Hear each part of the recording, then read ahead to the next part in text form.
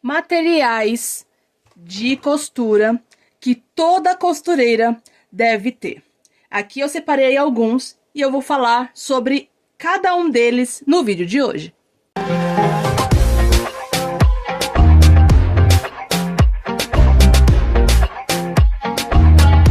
Olá, tudo bem com você? Eu sou Steph, fundadora e apresentadora desse lindo canal Ateliê SL. Se você caiu de paraquedas nesse canal, eu te ajudo a trilhar o mundo da costura de uma forma simples, descomplicada, para você aprender ou evoluir no mundo da costura. Então já deixa o seu like, se inscreve aqui no canal, ativa o sininho para não perder nenhum vídeo aqui do canal. Pois bem, aqui temos vários materiais e tem alguns aqui fora da câmera que você acha que não vai conseguir ver, que tá pra cá. Tá bom? E eu vou falar vou falar sobre eles, que assim, não precisa ter todos, mas é interessante que pra começar, seria interessante você ter pelo menos esses que eu vou falar pra você agora, tudo bem? Então, pra começar, aqui eu tenho o meu caderno de agulhas, ou mais comumente falando, livro de agulhas, né?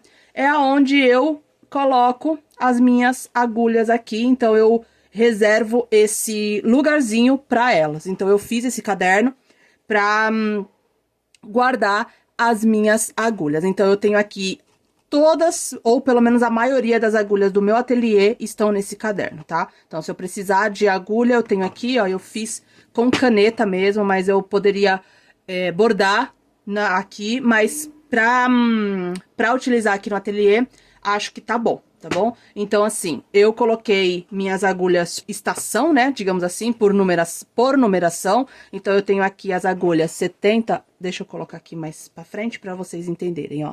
Aqui tem, assim, a 75/11, a 100/18, a agulha 9... Virando aqui, temos a 16, a 116, a 20, a 90/14, tá? Todas elas têm a numeração, aqui eu posso colocar mais...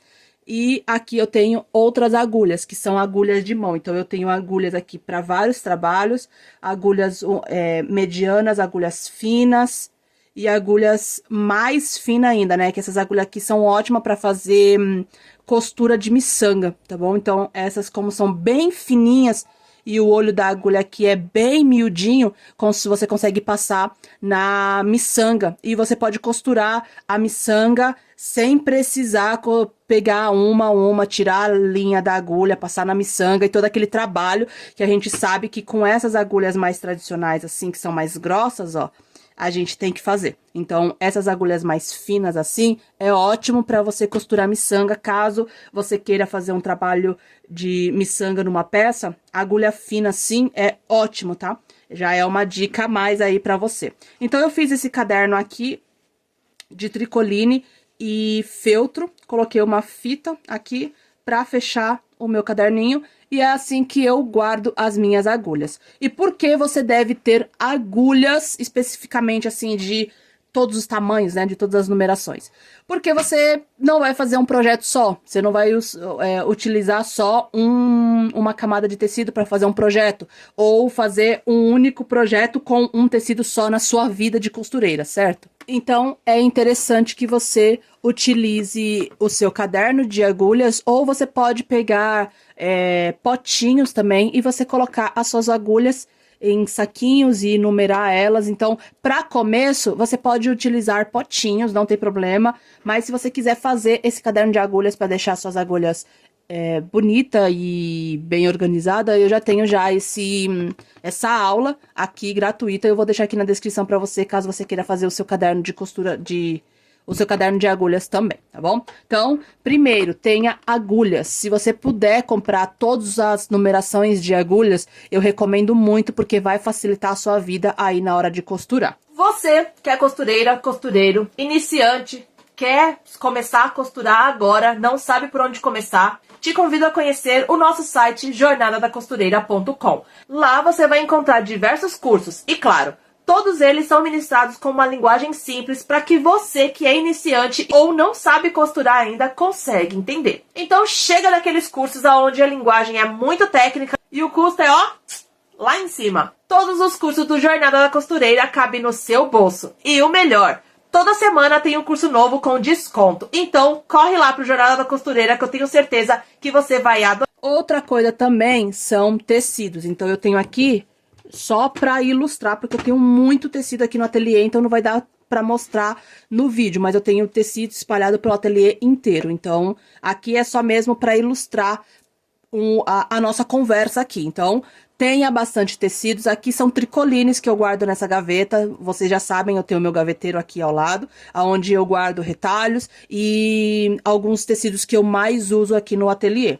Então, aqui são tricolines e para mim utilizar os tricolines e para mim organizar os tricolines, eu dobrei eles de uma forma específica para eles ficarem organizadinhos aqui na minha gaveta. A forma de dobrar os tecidos, tanto o tricoline assim, quanto retalhos menores, eu já ensinei aqui no canal também, e eu vou deixar também a aula aqui na descrição. Então, todas as aulas que eu tiver aqui no canal, que vai servir para você organizar o seu ateliê e também te ajudar de alguma forma, eu vou deixar todos os vídeos aqui na descrição, tá bom? Então, aqui, tecidos, tenha todos os tecidos que você puder comprar, compra. É interessante você começar a treinar a costura em tecidos diferentes. Então, aqui eu tenho um feltro aqui, ó, que é pro Natal. Então, eu já deixo aqui pra fazer coisas de Natal, entendeu? Então, eu já deixo aqui o ano inteiro, porque eu já sei que o tecido, o feltro tá aqui. Inclusive, eu preciso fazer uma estação só de feltro aqui no ateliê pra deixar todos os feltros bem bonitinho, bem organizadinho. Aqui seria a minha estação de tricoline. Então, aqui tenho só tricoline e esse feltro aqui perdido que tá aqui no meio, tá bom? Então, releve aqui, esquece do feltro aqui, tá bom? Então, eu tenho aqui, ó, algodão cru, tenho vários tricolines aqui. Eu tenho o tricoline aqui, ó, do Homem-Aranha. Tenho aqui mais geek, né, mais nerd. Temos aqui, ó, de costura. Então, eu tenho vários tricolines aqui, ó, poá, e eu uso aqui, ó, papel cartão pra mim fazer a dobra do meu tecido. Então, aqui, tricoline, algodão cru, tem a cetim, tem a renda, tem tecidos que você sabe que você vai usar. Então, tenha bastante tecido no seu ateliê, porque é ótimo para você evoluir a sua costura, para você saber como costurar cada tipo de tecido, para você também começar a regular a sua máquina para cada tipo de tecido e você evoluir na sua costura. Outro material que você precisa ter é isso aqui, ó. Isso daqui você pode comprar todos que você tiver na frente, você compra todos, porque uma hora você vai usar. E facilita muito a sua vida. Que são o quê? Os pés calcadores. Sim, aqui eu tenho muitos pés calcadores, ó. A maioria deles eu uso, alguns eu ainda não tive a oportunidade de usar. Mas eu vou trazer todos eles pro canal. Então, eu já tenho uma lista de vídeo aqui no canal só sobre pés calcadores, fazendo arte na máquina, com pés calcadores diferentes, fazendo costuras decorativas, costuras diferentes com os pés calcadores. Então, eu recomendo que você vá também na lista de vídeo de pés calcadores aqui do canal, para você aprender um pouco mais sobre os pés calcadores. Aqui eu tenho dois tipos de pés calcadores. Eu tenho pés calcadores para máquina doméstica e tenho os inteiriços que também funcionam na minha máquina, tá bom? Aqui é essa daqui, ó. Essa é a minha máquina, tá? Então, funciona assim na minha máquina. Eu também já falei sobre esses dois tipos de pés calcadores, então se você não viu o vídeo, vai estar lá na lista de pés calcadores para você conferir também. Quais pés calcadores que você recomenda, Esté? Todos. Sinceramente, todos. Compra aquele kit de pés calcadores que vem 42 pés calcadores, sabe? Então, compra ele. Compra aquele, investe mesmo, sabe? Eu sei que ele é caro e as coisas estão aumentando de preço, mas investe naqueles pés calcadores, porque eu tenho certeza que você vai me agradecer demais. Porque conforme você vai pegando mais experiência na costura, você vai vendo que tem costuras que você vai demorar muito tempo para você fazer na máquina com o pé calcador tradicional, que nem esse aqui. Entendeu? Então, é interessante que você só pega aqui, ó. Aqui eu peguei um organizador, então, ó. Esse daqui é o meu organizador de pés calcadores. Eu coloco todos eles por estação. Então, aqui eu tenho assim, ó. Eu tenho o pé calcador reto, aqui o de botão, tenho aqui o de bainha, tenho aqui o de zíper, ó. Aqui embaixo os de zíper, aqui o de botão e reto, aqui os inteiriços. E eu tenho cada um, ó. Tem aqui também de régua, tenho de cordões, então eu tenho cada um é específico para uma coisa e eu já sei disso. Então é interessante você organizar os seus pés calcadores quando você tiver dessa mesma maneira, tá bom? Então, pés calcadores, quais que eu recomendo? Todos, porque uma hora você vai usar sim. Outro material que você precisa ter, linhas. Aqui eu tenho algumas linhas, eu tenho mais linhas aqui de estoque, mas essas daqui são as que eu mais uso, então eu deixo ela aqui nesse nicho. Isso daqui é um nicho, nicho de parede, tá bom? Nicho tipo quadro, prateleirinha, nicho mesmo, tá vendo? Eu coloquei uns arabescos aqui dentro, ó. Então eu fiz assim, ó. Eu fiz um desenho aqui com tinta e caneta, e aí eu fiz o fundo assim, pintei aqui de azul e ficou assim. Achei que ficou legal, talvez eu pinte mais um pouco diferente o ano que vem, não sei. Me dá uma ideia aí de que cor que eu posso pintar esse nicho pra ficar de enfeite aqui no nosso ateliê. Aqui, linhas. Quais são essas linhas, Esté? Essas linhas aqui, todas elas são 100% poliéster, tá bom? Por quê? Porque eu utilizo mais poliéster na minha máquina. Mas eu tenho vários tipos de linha. Eu tenho linha de nylon, tenho linha invisível, tenho linha de overlock. Eu tenho vários tipos de linha aqui espalhado pelo meu ateliê. E eu também já fiz vídeo de cada uma delas, tá bom? Se você aí no seu ateliê usa mais linha invisível, coloca perto de você mais linha invisível. Então, organize o seu ateliê de acordo com a sua necessidade. Não é porque eu aqui no meu ateliê organizo as linhas desse jeito, que você aí do outro lado precisa organizar do mesmo jeito que eu. Não faça isso. Faça de acordo com a sua necessidade. Tudo bem? Então, linhas. Isso daqui é muito bom na vida da costureira, que é alfinete. Alfinete você precisa ter. Se tiver todos os tamanhos que você puder comprar, compra, porque você vai usar.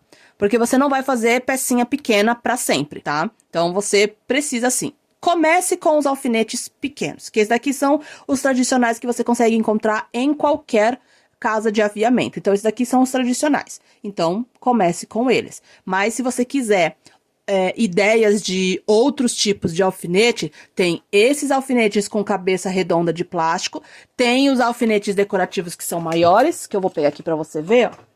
Esse daqui são maiores, que são com cabeça de plástico também, ó. Então, eles são bem maiores, tá vendo? Esse daqui é pra mim fazer